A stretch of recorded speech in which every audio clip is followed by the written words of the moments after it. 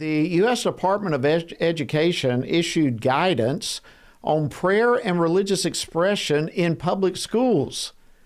And in announcing the new guidance here at yesterday's National Prayer Breakfast, President Trump said it's a big deal. And boy, he got that right. This is a big deal.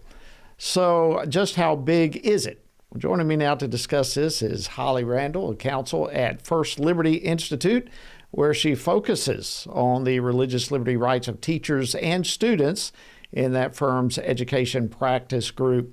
Holly, welcome to Washington Watch. It's great to have you join us. It's great to be here. All right, so let's start. Can you just kind of unpack for us some of the key points that come out of this new guidance?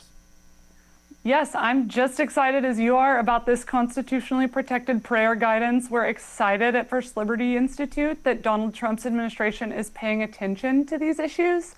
And this guidance protects the rights of students, it protects the rights of parents, and it protects the rights of teachers. And so it's a comprehensive analysis of what the Supreme Court has made clear. Students, teachers, and parents do not shed their constitutional rights at the schoolhouse gate. Absolutely. And the Department of Education stated that the purpose of this guidance is to provide information on the current state of the law as it relates to prayer and religious expression in public schools. So what were some of maybe the recent cases or some of the developments that helped to shape or influence this guidance that now is coming out? One of the major developments that this guidance focuses on is a case called Kennedy versus Bremerton School District. It was one of our cases here at First Liberty Institute.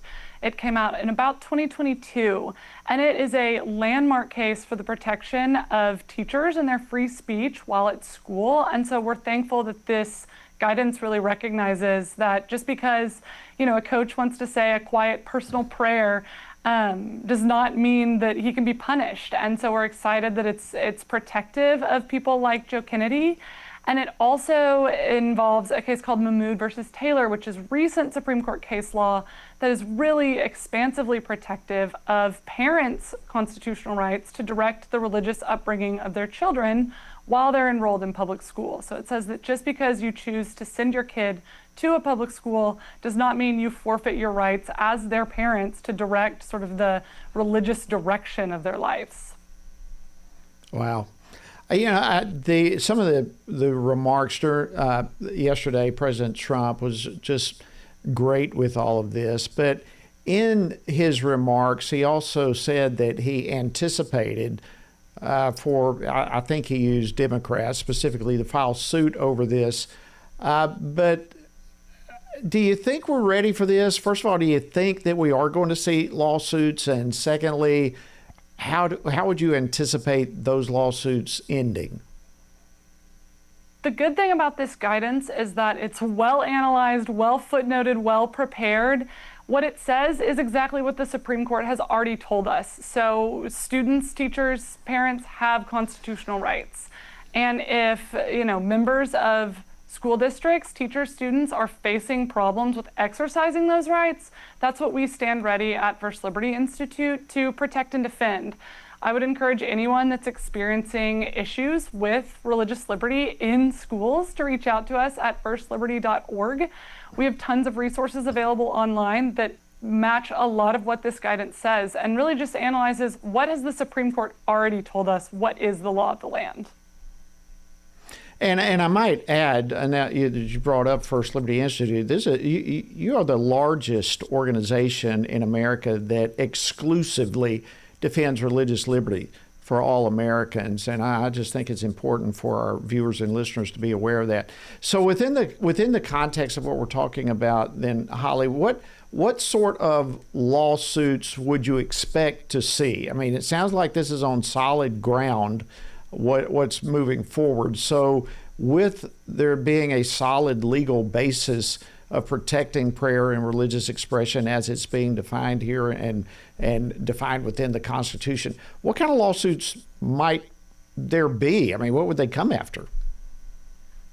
There's not much that could come after attacking the actual guidance. What's likely to happen is schools simply will not follow it, and that's exactly where First Liberty Institute is, like you mentioned, the largest legal organization ready to defend those students and families. So students that are being prohibited from discussing religion in school assignments, or teachers that are being prevented from praying because schools may simply not be aware of these constitutionally protected prayer guidance. So we are excited. We stand ready to represent those people and to make sure that their constitutional rights are protected just like anyone else's. All right, real quickly then, as we wrap it up, less than a minute to go here, but if people want to get in touch with First Liberty, and what would you say to those who perhaps might be facing a challenge similar to this in their child's school? I would encourage those people to just be passionate, stand up for what you believe in, exercise your constitutional rights. We need people that are courageous and that understand what they can and can't do to exercise the freedom that we have as Americans in our public schools. And know that should you face opposition, there are law firms and legal groups that are here to protect you. And so I would direct your listeners to firstliberty.org or to First Liberty Institute's social pages. Those provide great resources. They have toolkits in there. They have instructions on what your rights are. And so people can feel equipped to go to school and enjoy their constitutional rights. Thank you so much, First Liberty Institute Counsel Holly Randall. We appreciate you joining us today.